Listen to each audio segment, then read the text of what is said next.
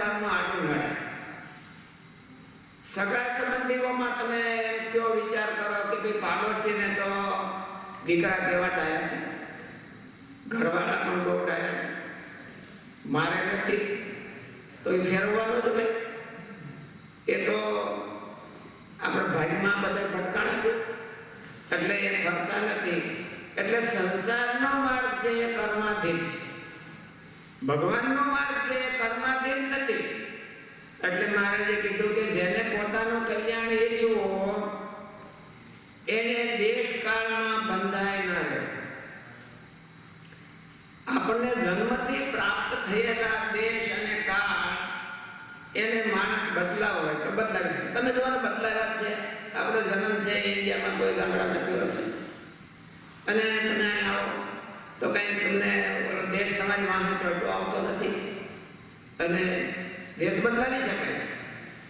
પણ પ્રારબ્ધ કંઈ પણ નથી બદલાવી શકે. દેશ બદલાયો તમે બહુ જાજો ફેરફાર ન થાય. જાજો જે બદલાવી નથી શકાતું એમાં કઈ ફેરફાર નથી થતો. પૈસા છે કે થોડાક સુખી થાય, એમાં સુખી તો બહુ ન થાય, પણ આ ઓલા રૂપિયાને બદલે પાઉન્ડ આવે ખર્ચા તો એના હોય. ત્યાં 5 રૂપિયા ખર્ચો થાય, 5 પાઉન્ડ ખર્ચો, એટલે બહુ જાજો ફેરફાર થાય. એટલે પૂર્વ કર્મ છે એ બદલી શકે છે, પણ ભગવાનને રસ્તે જાય એમ. કોઈના પ્રારબ્ધમાં એવું લખ્યું હોય કે આ એને લખપતિ યોગ કહેવામાં આવે છે કે ભાઈ આ મિલિયોનર થશે અથવા તો બિલિયોનર થશે, એવું લખ્યું હોય. પણ કોઈના પ્રારબ્ધમાં એવું નથી લખાઈને આવ્યું કે આ જન્મીને મોટો થઈને 100 માળા દરરોજ ફેરવે છે. એ પ્રારબ્ધનો ખેલ નથી. આ મોટો થઈને દરરોજ 1 કલાક પૂજા કરશે, એ પ્રારબ્ધનો ખેલ નથી. તેમ એની ઉપર કર્મનું બંધન પણ નથી. કોઈને ફેરવવી હોય તો કર્મ કઈ ના ન પાડ્યો. પાપી કર્મ હોય તો ના ન પાડ્યો. ગમે એટલા પાપ કર્યા હોય તો એ પાપ આવીને આડા ફરે એવું ફરે કે ભાઈ એ તો બહુ પાપ કર્યા છે ને અમે આડા આવીને તને માળા નહીં ફેરવા દે. તને માળા નહીં ફેરવા દે એ રીતે પાપ ન નડી શકે. હગા નડે, કદાચ હગા હોય તો નડે. તું આટલું તારે મહેનત જ કરવાની, બધા મજૂરી જ કરવાની, તો માળા ફેરવા કઈ નહીં આવે. એટલે હગા નડવા હોય તો નડે, પણ એના કર્મ એને ન નડી શકે. કર્મ તો ભગવાનને રસ્તે ન.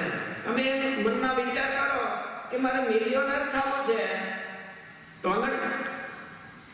તારા ભાગમાં 5 લાખ ડોલર છે તો મિલિયન નહીં કમાય, એ નડે કર્મ.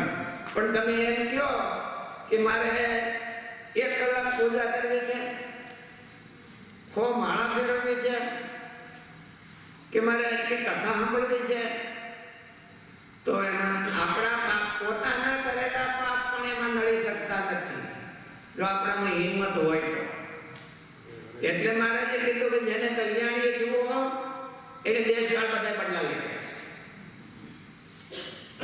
ભગવાન પ્રગટ થાય, દાખલા તરીકે શ્રીજી મહારાજ પ્રગટ થયા અને છપૈયામાં પ્રગટ થયા, અને પછી મહારાજ ગુજરાતમાં આવ્યા અને ગઢડામાં સ્થિર થયા.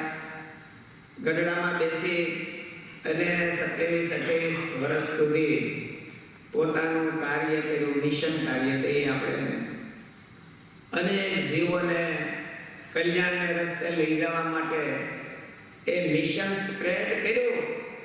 તો મારા ગઢડામાં રહીને કર્યું.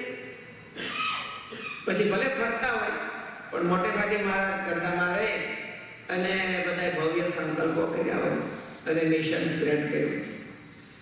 તો ભગવાન હોય ત્યાં મુમુક્ષુએ જાવ, દેશકાળમાં બંધાય ન. જ્યાં આપણા કલ્યાણનો સમાસ થતો હોય ત્યાં મુમુક્ષુએ જાવ. ભગવાન આપણી પાસે ન આવે. મહારાજને મોટું કામ કરવું હોય, મહારાજ ગઢડામાં રહીને કામ કરતા હોય અને મુમુક્ષુ ક્યાંય બીજે દૂર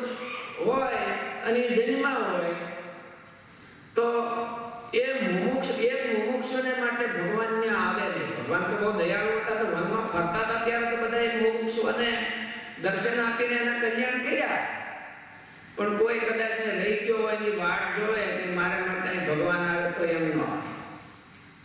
એ મુમુક્ષુએ દેશકાળ નો ત્યાગ કરીને મારે ત્યાં જવાનું, ભગવાન પાસે જવાનું. દેશકાળ છે એ ભલે એને પ્રારબ્ધવશ પ્રાપ્ત થયા, પણ એને રોકતા નથી. દેશકાળને બદલાવી શકાય, આ દેશમાંથી હોય તો બીજા દેશમાં જઈ શકાય. અને એમાં કલ્યાણને માટે જવું હોય, દાખલા તરીકે મહારાજ વખતે લાતા ટક્કર અને બોલા અરજી ઠક્કર અને તેજા ઠક્કર 3 ભાઈઓ હતા. એનું ગામ તો કે ભાવનગર પાસે આવ્યું હતું, નાનું બેથલપુર. ન્યાય એને બહુ મોટો વ્યાપાર હતો. અને ગુણાતીતાનંદ સ્વામીએ લખ્યું કે 1 લાખ રૂપિયાની ઉઘરાણી, 1 લાખ રૂપિયા એટલે ત્યારે પાઉન્ડ કરતા વધારે હોય. આપણે ભારત સ્વતંત્ર થયું ત્યારે પાઉન્ડ રૂપિયો ઇક્વલ હતા, કારણ કે અંગ્રેજો રાજ હતું ત્યારે બધું ઇક્વલ હતું. ત્યારે મહારાજ તો ભારત સ્વતંત્ર થયું એની પહેલાની વાત હતી. અને ત્યારે 1 લાખ રૂપિયાની ઉઘરાણીને ખોટી કરી અને મહારાજનો સત્સંગ કરવા માટે ગઢડામાં આવીને ગયા. ગઢડામાં પોતાનું મકાન જુદું રહે અને દરરોજ મહારાજનો સત્સંગ કરવા માટે આવે. અને મહારાજે કીધું કે આ દાદા ખાતરનું કારભારું કરો. એટલે એ સેવા કરતા હતા, મહારાજની સેવા જાણીને એ કરતા હતા. એટલે જ્ઞાતિ એટલે એની મુમુક્ષુતા હતી. અને એ મુમુક્ષુતાને લઈ અને પોતાનો દેશ છોડી આવ્યો. મહારાજ વખતે તો મોટા મોટા મઠપતિઓ અને રાજા રજવાડાઓ એ ખેંચાઈ મહારાજ થોડા ત્યાં જાય. મહારાજ એકલાને કામ કરવું હોય તો તે બધી ઠેકાણે જવું પોવાય નહીં. એટલે મહારાજ કે જેને કલ્યાણ ઈચ્છવું હોય એને દેશ કાળમાં બંધાય ન રહ્યો, સંઘમાં પણ બંધાય ન રહ્યો. સંઘ છે અહીં 2 વાર સંઘ શબ્દ વપરાણો છે. એક તો ભગવાનના ભગતનો સંઘ અને એક વાત તો પ્રારબ્ધ યોગે જે આપણે કુટુંબનો સંઘ. એટલે એમાંય પણ બંધાય ન રહ્યો. આપણે જેને કલ્યાણની ભૂખ લાગે તો મનુષ્યનો એ પ્રથમ ધર્મ છે. મનુષ્યનો પ્રથમ ધર્મ છે. મુખ્ય ધર્મ અને ગૌણ ધર્મ 2 પ્રકારના છે. દાખલા તરીકે તમારો આશ્રમ છે, એમાં મા બાપની સેવા કરવી એ તમારો ધર્મ કહેવાય અને કરવી જોઈએ. અને મહારાજે પણ આજ્ઞા કરી કે માતા પિતા ગુરુ એની જીવન પર્યંત સેવા કરવી. અને એ કરે તો ભગવાન રાજી થાય.